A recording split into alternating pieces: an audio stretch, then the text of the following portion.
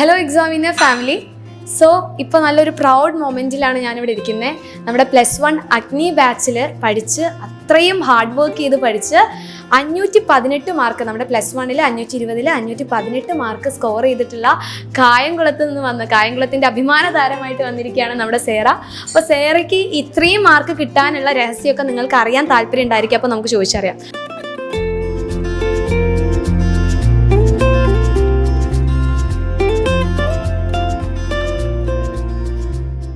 Hello Sera, അപ്പോൾ ആദ്യം തന്നെ ചോദിക്കാനുള്ളത്, ആദ്യം എനിക്ക് ചോദിക്കാനില്ല, ഈ വീഡിയോ കാണുന്ന ആൾക്കാർക്ക് ചോദിക്കാനുള്ളതായിരിക്കും, എങ്ങനെയാണ് ഇത്രയും ഒരു വലിയ മാർക്കിലോട്ട് എത്തിപ്പെട്ടത്? എങ്ങനെയാണ് പഠിച്ചിട്ടുണ്ടായിരുന്നു? ഞാൻ എക്സാമിൻ്റെ ടൈമിൽ ഒരു ദിവസം 10 മണിക്കൂർ പഠിക്കുമായിരുന്നു. 10 മണിക്കൂർ ഇങ്ങനെ ബ്രേക്കൊക്കെ എടുത്ത് പഠിക്കുമായിരുന്നു. പിന്നെ മോഡൽ എക്സാമിന് തന്നെ എക്സാമിന് വേണ്ടിയിട്ടുള്ള റിവിഷൻ നോട്ട്സ് ഫുള്ള് പ്രിപ്പയർ ആക്കി വെച്ച്. മോഡൽ എക്സാമിന് ഞാൻ പഠിച്ചില്ല, കൂടുതലും ഫൈനൽ എക്സാമിന് വേണ്ടിയിട്ടുള്ള റിവിഷൻ നോട്ട്സ് പ്രിപ്പയർ ചെയ്തു. എല്ലാ പോർഷൻസും കവർ ചെയ്യുന്ന രീതിയിലുള്ള എല്ലാം സെറ്റാക്കി റിവിഷൻ നോട്ട്സ് പ്രിപ്പയർ ചെയ്തു. എന്നിട്ട് അത് വെച്ച് ഫൈനൽ എക്സാമിന് പഠിച്ചു. അപ്പോൾ ഫുള്ള് പ്രീ പ്ലാൻ ചെയ്ത് വെച്ചിട്ടുണ്ടായിരുന്നു, അതായത് 10th കഴിഞ്ഞ് +1-ലോട്ട് എത്തുന്ന സമയത്ത് ഇന്ന കാര്യങ്ങളൊക്കെ ചെയ്യണം എന്നുള്ള ആ ഒരു പ്രീ പ്ലാൻ ഫുള്ള് സെറ്റാക്കിയിട്ടുണ്ടായിരുന്നു. അപ്പോൾ ഈ പ്ലാൻ ചെയ്ത കാര്യങ്ങളൊക്കെ കറക്റ്റായിട്ട് ഫോളോ ചെയ്യാൻ പറ്റിയിരുന്നു നമ്മൾക്ക്? കുറേയൊക്കെ. അതായത് ഇപ്പം എക്സാമിൻ്റെ ക്ലാസ് ഓരോ ദിവസവും ക്ലാസ് ആണല്ലോ, ചിലപ്പോൾ എല്ലാ ദിവസവും കൃത്യമായിട്ട് ക്ലാസ് കാണാൻ പറ്റിയെന്ന് വരത്തില്ല. പക്ഷെ എന്നാലും അത് പിന്നെ ഇരുന്ന് കണ്ട് എല്ലാം നോട്ട്സൊക്കെ എഴുതി ഒക്കെ ചെയ്തു. അപ്പോൾ ഈ പെൻഡിങ് ആവുന്ന ക്ലാസ്സസ് ഒക്കെ മോളപ്പം എങ്ങനെ പെട്ടെന്ന് കവർ ചെയ്തിട്ടുണ്ടായിരുന്നേ? ഒന്നെങ്കിൽ സൺഡേക്ക് ഇരുന്ന് കാണും, അല്ലാന്നുണ്ടെങ്കിൽ ഓരോ മണിക്കൂർ വെച്ചിട്ട് ഓരോരോ ദിവസം ഇരുന്ന് കാണും. ഇനി അമ്മനോട് ചോദിക്കാനുള്ളത്, അപ്പം മോള് നല്ല ഹാർഡ് വർക്കിംഗ് ഒക്കെയാണോ? അതെ. അപ്പോൾ മോൾക്ക് ഇത്രയും മാർക്ക് കിട്ടുമെന്ന് അമ്മയ്ക്ക് മുന്നേ ഒരു എക്സ്പെക്റ്റേഷൻ ഉണ്ടായിരുന്നു. അപ്പോൾ റിസൾട്ട് വന്ന സമയത്ത് എന്തായിരുന്നു നമ്മുടെ റിയാക്ഷൻ? ഇംഗ്ലീഷിന് ഫുള്ള് മേടിക്കേണ്ടതായിരുന്നു, കാരണം എൻ്റെ സബ്ജക്റ്റ് ഇംഗ്ലീഷാണ്. അപ്പോൾ ഞാനായിരുന്നു ആ സമയത്ത് ഗ്രാമറും കാര്യങ്ങളൊക്കെ പഠിച്ചു. അപ്പോൾ പുള്ളിക്കാരത്തി എക്സാം കഴിഞ്ഞിട്ട് വന്നപ്പോഴേ എന്നോട് പറഞ്ഞു ഒന്ന് തെറ്റിച്ചു എന്ന്. അപ്പം അപ്പോഴേ നമ്മുടെ മനസ്സിലുണ്ട് ഒരു മാർക്ക് പോയി കിട്ടി. അപ്പോൾ നമുക്കറിയാമായിരുന്നു ഫുള്ള് കിട്ടില്ല, എങ്കിലും ആ ഒരു റേഞ്ചിലേക്ക് വരുമെന്ന് അറിയാമായിരുന്നു. നമ്മുടെ ഇംഗ്ലീഷ് സബ്ജക്റ്റ് എന്ന് പറഞ്ഞു കഴിഞ്ഞാൽ നമ്മുടെ ലാംഗ്വേജ് ആണല്ലോ, നമ്മുടെ സയൻസിന് പോലെയല്ലോ. മാർക്ക് എപ്പോഴും കുട്ടികൾക്ക് പോകാറുണ്ട്. ഇപ്പോൾ ഇവിടെ വന്നിട്ടുള്ള കുട്ടികളായി കഴിഞ്ഞാലും 520-ൽ കുറച്ച് മാർക്ക് പോയിട്ടുണ്ടെങ്കിൽ അത് ഇംഗ്ലീഷാണ്. അപ്പോൾ കുഴപ്പമില്ല, എന്തായാലും മോൾ സയൻസ് സബ്ജക്റ്റിലൊക്കെ ഫുൾ മാർക്ക് എന്തായാലും സ്കോർ ചെയ്തിട്ടുണ്ടായിരിക്കും. അപ്പോൾ നമ്മുടെ അഗ്നി ബാച്ച് എത്രത്തോളം മോൾക്ക് ഇത്രയും മാർക്ക് കിട്ടാൻ വേണ്ടി യൂസ്ഫുൾ ആയിരുന്നു? അഗ്നി ബാച്ചിൽ എല്ലാവരുടെയും ക്ലാസ്സസ് കൃത്യമായിട്ട് കണ്ടാൽ തന്നെ നമുക്ക് ഒരു ടോട്ടൽ ഐഡിയ കിട്ടും. അത് ഒരുപാട് ഹെൽപ്പ് ചെയ്തിട്ടുണ്ട്. പിന്നെ അതേപോലെ ലൈവ് ക്ലാസ്സസും കാണുമായിരുന്നു, പിന്നെ ബാച്ചിലെ ക്ലാസ്സസും, പിന്നെ ബാച്ചിലെ നോട്ട് ഗൈഡ് അതും ഒരുപാട് ഹെൽപ്പ് ചെയ്തു. പ്രീവിയസ് ഇയർ ക്വസ്റ്റ്യൻസ് ആണെങ്കിലും നോട്ടാണെങ്കിലും വേറെ പ്രിപ്പയർ ചെയ്യണ്ടായിരുന്നു, അത് തന്നെ വെച്ച് അതിൽ തന്നെ മാർക്ക് ചെയ്ത് പഠിച്ചാൽ മതി. അത് ഡിലീറ്റഡ് പോർഷൻസ് ഉണ്ടെങ്കിലും അത് വെച്ച് തന്നെ പഠിക്കേണ്ട ആവശ്യമുള്ളായിരുന്നു. പിന്നെ റിവിഷൻ ബാച്ച് അവസാനമായപ്പോൾ റിവിഷൻ ബാച്ച് ഉണ്ടായിരുന്നല്ലോ, അതിൽ വന്നപ്പോഴത്തേക്കും അവിടെയും പ്രീവിയസ് ഇയർ ക്വസ്റ്റ്യൻസ് ഒക്കെ 2 മണിക്കൂറിൻ്റെയൊക്കെ ക്ലാസ്, ഒരു ചാപ്റ്റർ, ആ ഒരു പ്രീവിയസ് ഇയർ ക്വസ്റ്റ്യൻസിൻ്റെ ആ ഒരു വീഡിയോ കണ്ടാൽ മാത്രം മതി ചാപ്റ്റർ നമുക്ക് മൊത്തം മനസ്സിലാവുമായിരുന്നു. അങ്ങനെ ഒരുപാട് ഹെൽപ്പ് ചെയ്തിട്ടുണ്ട്. അപ്പോൾ മോള് പറഞ്ഞു ഞാൻ ഒരു 10 മണിക്കൂറൊക്കെ ഇരുന്ന് പഠിക്കുമായിരുന്നു പറഞ്ഞു. അപ്പോൾ മോൾക്ക് ഓരോ ടോപ്പിക്സ് പഠിക്കുന്ന സമയത്ത് കുറേ തവണ വായിച്ചു നോക്കി പഠിക്കണോ, അതോ ആ ടോപ്പിക്സ് പഠിക്കുമ്പോൾ നോട്ട്സ് ഉണ്ടാക്കിയിട്ടാണ്? അപ്പോൾ ഇത്രയും സമയം മോള് പഠിക്കുന്നുണ്ടല്ലോ, അപ്പോൾ അതെങ്ങനെയാണ് ഈ 10 മണിക്കൂർ എങ്ങനെയാണ് മോള് പഠിക്കുന്ന രീതി? ഞാൻ ആദ്യം ഒരു ചാപ്റ്റർ എടുക്കും. ഞാൻ എക്സാമിനൻ്റെ ആപ്പിലെ ക്ലാസ് എടുത്തു വെച്ച് ആദ്യം ഒന്ന് കാണും. അത് കാണുന്നതോടൊപ്പം തന്നെ ഞാൻ നോട്ട് ഒന്നെങ്കിൽ ഗൈഡിൽ അല്ലെങ്കിൽ ടെക്സ്റ്റിൽ മാർക്ക് ചെയ്യും. വേറെ എഴുതാറില്ല. പിന്നെ സ്കൂളിലെ നോട്ട് ഉണ്ടെങ്കിൽ അതിലൊന്നെങ്കിൽ അണ്ടർലൈൻ ചെയ്തിടും, അത്രയേ ഉള്ളൂ. ഞാൻ അതിൽ തന്നെ നോട്ട് വെച്ചിട്ട് അതിനോടൊപ്പം തന്നെ പഠിക്കും. പിന്നെ പ്രീവിയസ് ഇയർ ക്വസ്റ്റ്യൻസ് ഒരുപാട് ചെയ്ത് നോക്കും. ആൻസേഴ്സ് ഇല്ലാതെ കുറേ ക്വസ്റ്റ്യൻസ് എടുത്ത് വെച്ചിട്ട് ഞാൻ ചെയ്ത് നോക്കും. അപ്പോൾ ആൻസർ കിട്ടുന്നുണ്ടോ നോക്കും, അങ്ങനെ.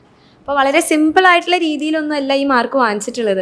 മോൾ ആദ്യം മുതൽ തന്നെ ഫുൾ പ്ലാൻ ചെയ്ത് ഒന്ന് ജസ്റ്റ് തിങ്ക് ചെയ്യുക, 10 മണിക്കൂറൊക്കെ ഇരുന്ന് പഠിക്കുക എന്ന് പറയുമ്പോൾ, അതും കുഞ്ഞു ബ്രേക്കൊക്കെ എടുത്തിട്ടായാലും ആ ഒരു 10 hours പഠിക്കണം എന്ന് ഫിക്സ് ചെയ്തിട്ട് ആ ഒരു കാര്യം മുന്നോട്ട് വെച്ചിട്ട് തന്നെയാണ് പഠിച്ചിട്ടുണ്ടായിരുന്നത്. അപ്പോൾ ഒരു 520 വിചാരിച്ചിട്ട് തന്നെയാണ് മോള് മുന്നോട്ട് പോയിട്ടുണ്ടായിരുന്നത്. പക്ഷേ ലാംഗ്വേജിൽ പോയതുകൊണ്ട് അത് സയൻസ് സബ്ജക്റ്റ് നോക്കുകയാണെങ്കിൽ മോൾക്ക് ഫുൾ മാർക്ക് ഉണ്ട്, എല്ലാ സബ്ജക്റ്റിലും ഫുൾ മാർക്ക് ഉണ്ട്. അപ്പോൾ ഈ മോൾക്ക് ഏറ്റവും ഇഷ്ടപ്പെട്ട സബ്ജക്റ്റ് ഏതാ? എനിക്ക് മാത്സും ഫിസിക്സും ആയിരുന്നു എനിക്ക് ഏറ്റവും ഇഷ്ടം. അത് അലൻ സാറും അലക്സ് സാറും പഠിപ്പിക്കുന്നത് എനിക്ക് ഏറ്റവും ഇഷ്ടം. അവർ രണ്ടുപേരെയും പഠിപ്പിക്കുന്ന രീതിയൊക്കെ എനിക്ക് ഭയങ്കര ഇഷ്ടമാണ്. എനിക്ക് അവരുടെ ക്ലാസ് അറ്റൻഡ് ചെയ്യാനേ ഭയങ്കര ഇഷ്ടമാണ്.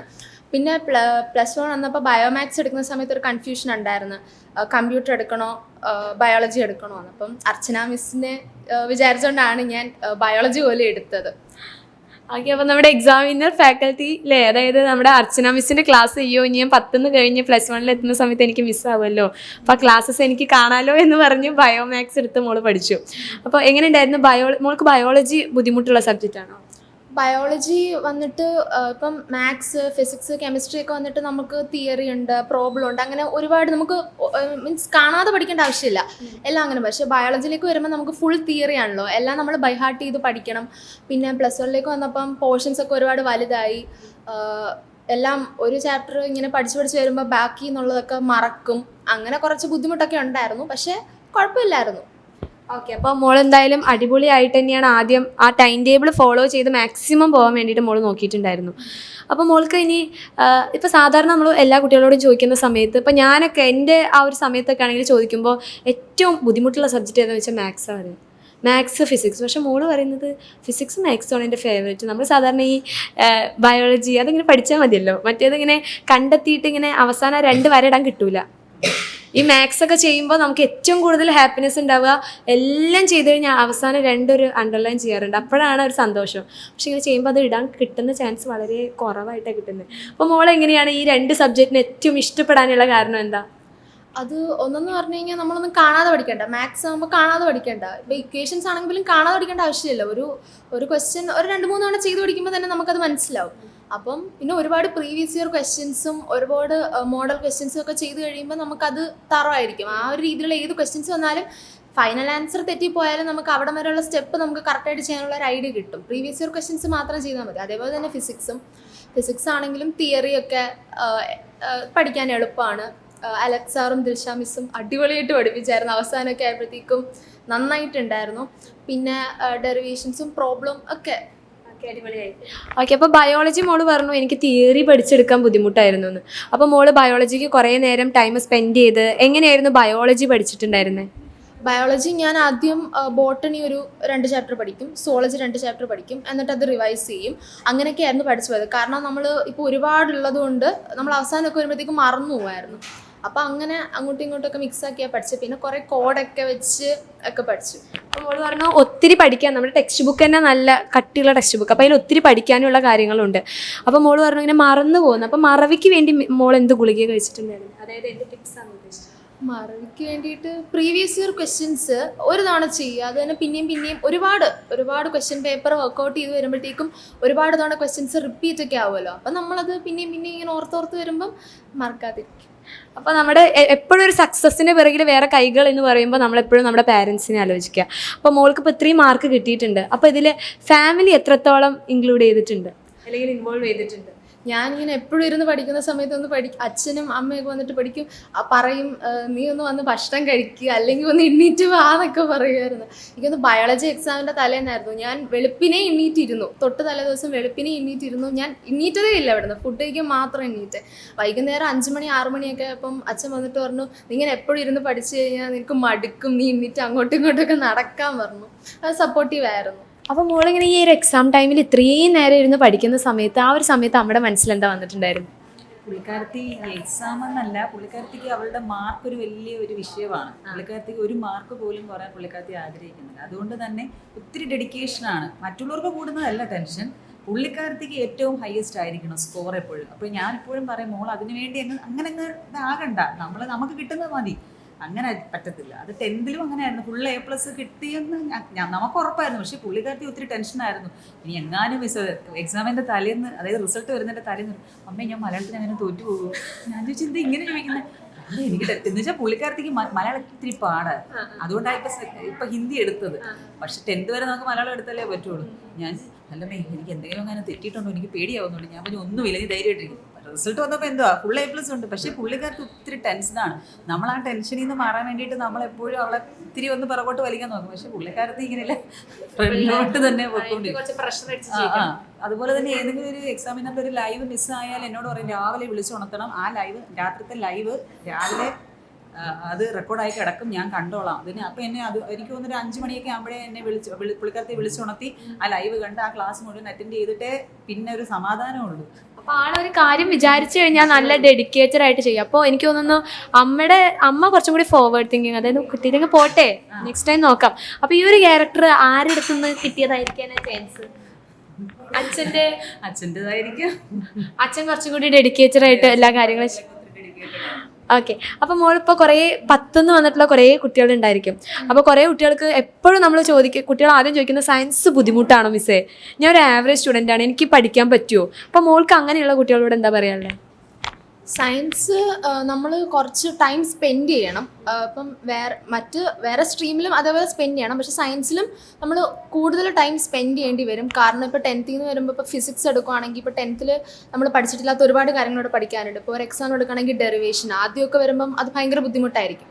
പക്ഷേ പിന്നെ അങ്ങോട്ട് വരുമ്പോൾ അത് മാത്രമേ അറിയുന്നുണ്ടാവുള്ളൂ. അപ്പോൾ അതൊക്കെ നമ്മൾ ഒരുപാട് ടൈം എടുത്ത് നന്നായിട്ട് ബൈഹാർട്ട് ചെയ്ത് പഠിക്കണം. എല്ലാ സബ്ജക്റ്റും 10th പഠിച്ചതിൻ്റെ ഡബിൾ ഉണ്ട് ഇവിടെ. അപ്പം നമ്മൾ 10th പഠിച്ച ആ ഒരു അത്രയും സമയം മാത്രം പഠിച്ചാൽ മതി എന്ന് വിചാരിക്കരുത്. അങ്ങനെ വിചാരിച്ചു കഴിഞ്ഞാൽ ഉറപ്പായിട്ട് നമ്മുടെ മാർക്ക് കുറയും. പക്ഷെ നമ്മൾ 10th എടുത്ത എഫേർട്ടിനേക്കാളും കുറച്ചും കൂടെ എഫേർട്ട് നമ്മളിവിടെ എടുക്കണം. അതെടുക്കാൻ ഓക്കെ ആണെന്നുണ്ടെങ്കിൽ ഡെഫിനറ്റ്ലി ആവറേജ് സ്റ്റുഡൻ്റ് ആണെങ്കിലും നല്ല മാർക്ക് കിട്ടും. അതേപോലെ ഒരു ടൈം ടേബിളൊക്കെ വെച്ച് പഠിക്കുക. ആൻഡ് ഇപ്പം എക്സാമിനറിൻ്റെ ബാച്ചിലാണെങ്കിലും ടൈം ടേബിളൊക്കെ വെച്ചിട്ട് ക്ലാസ്സസ് ഉണ്ട്, അത് കൃത്യമായിട്ട് ഫോളോ ചെയ്യുക. നോട്ട്സ് ഇപ്പം എക്സാമിനറിൻ്റെ ഗൈഡുണ്ട്, അതൊക്കെ കൃത്യമായിട്ട് അതിലുള്ള നോട്ട്സ് മാർക്ക് ചെയ്ത് പഠിക്കുക. പിന്നെ സ്കൂളിൽ ടീച്ചേഴ്സ് ഉണ്ട്, അവരുടെയും ഹെൽപ്പ് മേടിക്കുക. അങ്ങനെ എല്ലാം വെച്ച്. അപ്പോൾ ഈ പഠനം അല്ലാതെ മോൾക്ക് എന്തെങ്കിലും എക്സ്ട്രാ ആക്ടിവിറ്റി അങ്ങനെ എന്തെങ്കിലും? റീഡിങ് പുള്ളിക്കാരത്തേക്ക് സ്വന്തമായിട്ടൊരു യൂട്യൂബ് ചാനലൊക്കെ ഉണ്ട്. ആണ്, ഏതാണ് ആ യൂട്യൂബ് ചാനൽ? സേറ റീഡ്സ്. അപ്പോൾ ബുക്സിനെ കുറിച്ചിട്ടാണോ ആൾ? റിവ്യൂസ് ഒക്കെ പറഞ്ഞു റിവ്യൂ ചെയ്യും. എനിക്ക് തോന്നി ആൾ നല്ല ടോക്കറ്റീവാണ്, സംസാരിക്കുമ്പോൾ ആളിങ്ങനെ ഫ്ലോയിൽ. അതുകൊണ്ട് എനിക്ക് വലിയ ബുദ്ധിമുട്ടില്ല. കുട്ടി എന്നെ ചോദിച്ചു കഴിഞ്ഞാൽ ആളെന്നെ എല്ലാം പറഞ്ഞുകൊണ്ട് പോയിക്കോളൂ. അപ്പോൾ ഞാൻ വിചാരിച്ചു നന്നായിട്ട് സംസാരിക്കണ്ടല്ലോ. അപ്പോൾ ഇതിൻ്റെ പിന്നിൽ അതാണ്. അപ്പോൾ ഇതിനോടൊക്കെ താല്പര്യമാണ്. അപ്പോൾ മുന്നേ തുടങ്ങിയതാണോ മോൾ ഇതൊക്കെ? ഞാൻ 8th പഠിക്കുമ്പോൾ സ്റ്റാർട്ട് ചെയ്തത്. കൊറോണയാണ് പുള്ളിക്കാരത്തെ അതിലേക്ക് തിരിച്ചുവിട്ടത്. ഓക്കെ, അപ്പോൾ ഈ പഠനവും ഇപ്പം ഇത്രയും പഠിക്കാനുള്ള സമയത്ത് മോൾക്ക് ഇതിന് സമയം കണ്ടെത്താൻ പറ്റിയിട്ടുണ്ടായിരുന്നു അങ്ങനെ? ഇല്ല, ഞാൻ 11th പഠിക്കുന്ന സമയത്ത് കുറച്ച് ബുക്സേ വായിച്ചിട്ടുണ്ടായിരുന്നുള്ളൂ. പിന്നെ സ്കൂളിലൊക്കെ പോയിരുന്ന് വായിക്കും. പക്ഷേ സ്കൂളിൽ പിന്നെ കൂടുതൽ ഫ്രണ്ട്സിൻ്റെ കൂടെ ഒക്കെ ഇരിക്കും. പിന്നെ വീട്ടിൽ വന്നു കഴിഞ്ഞാലും അങ്ങനെ സമയമൊന്നും കിട്ടാറില്ല. പിന്നെ എപ്പോഴെങ്കിലുമൊക്കെ സമയം കണ്ടെത്തി വായിക്കും. ഓക്കെ, മോൾക്ക് ഇനി ഫ്യൂച്ചറിൽ ആരായി തീരാനാണ് ആഗ്രഹിക്കുന്നത്? എനിക്കൊരു IPS ഓഫീസർ ആവണമെന്നാണ് ആഗ്രഹം. അപ്പോൾ അതിന് വേണ്ടിയിട്ട് ഇപ്പം തന്നെ പ്രിപ്പറേഷനൊക്കെ തുടങ്ങിയിട്ടുണ്ടോ? ഇല്ല, അങ്ങനെയൊന്നും സ്റ്റാർട്ട് ചെയ്തില്ല. എന്തായാലും അങ്ങോട്ട് എത്താൻ വേണ്ടി എന്തായാലും മോൾ അത്രയും ഡെഡിക്കേറ്റഡ് ആണ് എന്ന് പറഞ്ഞ സ്ഥിതിക്ക് മോൾക്ക് തോന്നുന്നു അതിന് വേണ്ടിയിട്ട് തന്നെ നന്നായിട്ട് ഹാർഡ് വർക്ക് ചെയ്യും. അപ്പോൾ ഇതേപോലെ തന്നെ അടിപൊളിയായിട്ട് പഠിക്കുക. +2 1200 1200 മാർക്കും വാങ്ങിച്ച് നെക്സ്റ്റ് ഇൻ്റർവ്യൂവിൽ മോൾ ഇങ്ങോട്ട് വരിക. അന്ന് അച്ഛനെ എല്ലാവരും കൂട്ടിയിട്ട് വരിക. So all the best, congrats.